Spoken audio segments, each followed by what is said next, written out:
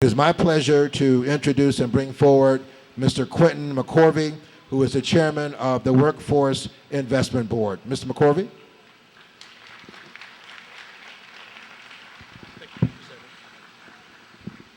Good morning.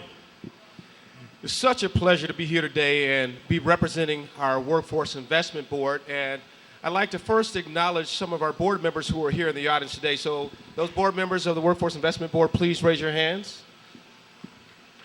Thank you. I'd also like to acknowledge Mr. Tom Hutter from the state of Ohio, who's here with us. Thank you for joining us. I am so pleased to be here representing the Workforce Investment Board, and being that the Workforce Investment Board is trying to be catalytic and driving a lot of changes that are going on in our region as it relates to workforce investment. Yes, we were the catalyst and convening body of this project and this grant with the Department of Labor, but clearly this was a community effort into this. There were so many people involved, from consultants to the staff with the Workforce Investment Board. I'd like to also thank Rosie Dean, who's our grant writer from the county, Mary Kay Bitterman from the county, and Diana Trago for coordinating this event from the county as well. I'd like to thank Dennis Roberts from the County Workforce Investment Board, our director, who really drove a lot of this. Allison Motts, our city director for workforce investment, and the work that she's done here. Also, I'd like to thank our partners in this process. There's so many different partners. We have Dr. Judith Crocker from MAGNET, who's going to be working with us and driving this project further. Mr. Jack Schron, again, junior for Tulane University, who's going to be a major partner as we move forward in developing this project. John Cohn, WireNet. Thank you, John, and we look forward to working with you on this project. Dr. Jerry Sue Thornton, Dr. Denise Reading, and Bob Papanetti from Tri-C, who have been very instrumental in driving this. So thank you, those members of Tri-C who are part of this process. Thank you. And I'd like to also thank, we have our County Commissioner, Peter Lawson Jones. We're so pleased with you and the Board of Commissioners for joining us and being a part of this. Also, Mayor Frank Jackson and the city are part of this.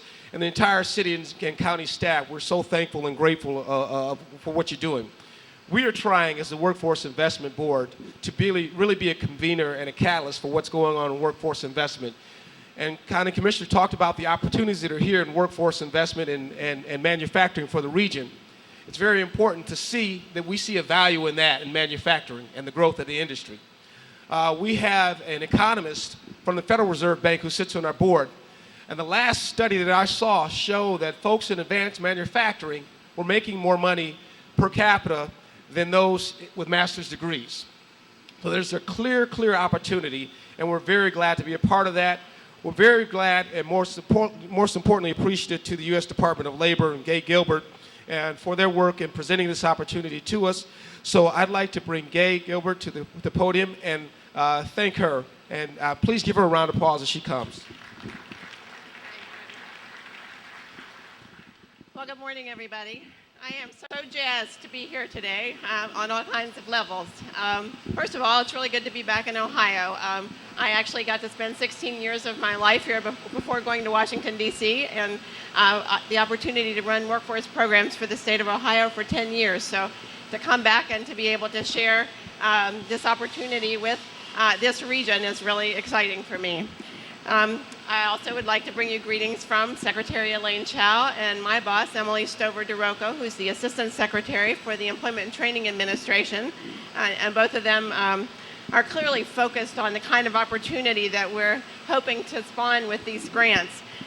This administration has been working really hard over the past 6 years to really change our agenda for workforce development. And this room is really the epitome of sort of what we've been trying to achieve. It's about bringing the right partnerships together, and clearly to see in this same room business and industry. And thank you so much, Jergens, for hosting us. To see our K-12 system, to see our community colleges and Tulane University, to see our workforce investment system, all collaborating in a unified way to drive a strong regional economy. That's what we think workforce development is about now, and we can't do it without the partnerships. And I'm particularly excited about having the students here today. You guys are why we do what we do, and thank you for your hard work, and we're looking forward to you all reaping the benefits of this activity. I did want to kind of note several of the speakers before me, and rightly so, talked about manufacturing not being gone. Manufacturing is most definitely not gone in this country and not in Ohio. It is changing, though. It is advanced manufacturing now. We are new technology and new innovation and new business processes are changing how we do manufacturing, and it's opening up worlds of innovation that Denise referred to. And so manufacturing is very much about the future of our competitiveness as a nation, and being sure that we have the right talent to drive that manufacturing industry is absolutely critical. So I think the work that's being done here is extraordinary in that regard. It really is going to help us drive innovation and competitiveness for not only this region, but for this state and for this country. I'm really excited about this grant. I mentioned the partnerships. That's clearly critical. But what you're doing here is not just about Cleveland, Ohio, or Cuyahoga County. It really is about Northeast Ohio. This is a regional economy. And so I'm pleased that some of the partners like MAGNET and others bring a broader perspective for the entire region. And that positions you all really well to understand the dynamics of what needs to happen and how the partnerships need to come together. That's really critical. I'm also really excited that we have the whole continuum of education represented in the room. In order for us to really build talent, our whole education system has to be there, from K through 12 on up to advanced degrees. And so I think that positions you really well to be successful here. And we have our political leadership too, and I think that's really, the partnerships to drive a regional economy have to come from a lot of different places, and the political leadership is absolutely key, so I do appreciate that. And of course, our workforce system. We are trying to drive a transformed workforce system that understands these principles, and obviously you all have gotten it right here today. So that integration of economic development, business and industry, workforce and education is a really dynamic and powerful combination, and really will propel this region in moving forward, and it's going to be sure that you all have the right talent.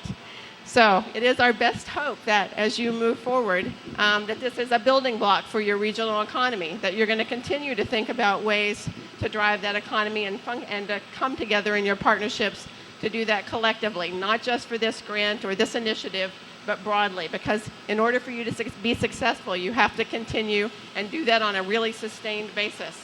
So we hope this grant is one way that we can do that and help you do that. So I'm going to stop there and maybe invite some of the partnership back. Commissioner and Quentin, do you want to invite folks to? Yes. I'd also like to invite a couple of our other partners up to the podium. Mr. Schron, Dr. Judith Crocker, and John Combe to join us. Okay, when we get the partners up here, I get to do the really fun part.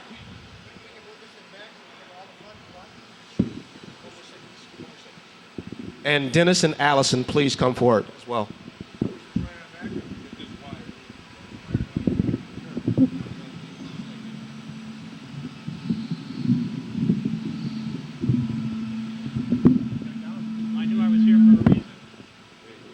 In case anybody was wondering, we've made 425 parts since we've been standing here on that machine. Okay. All right.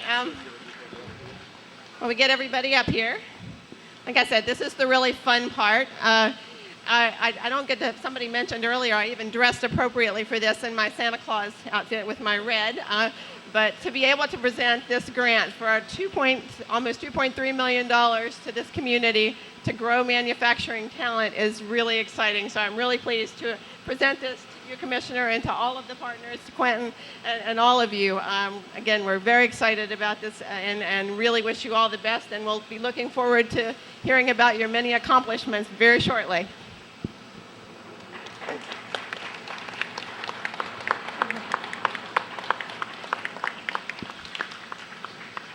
Okay, well, let me hand this back to Quentin for a minute. And I'd like for the students to come up and take a photo with Ms. Gilbert and Dr. Sanders as well.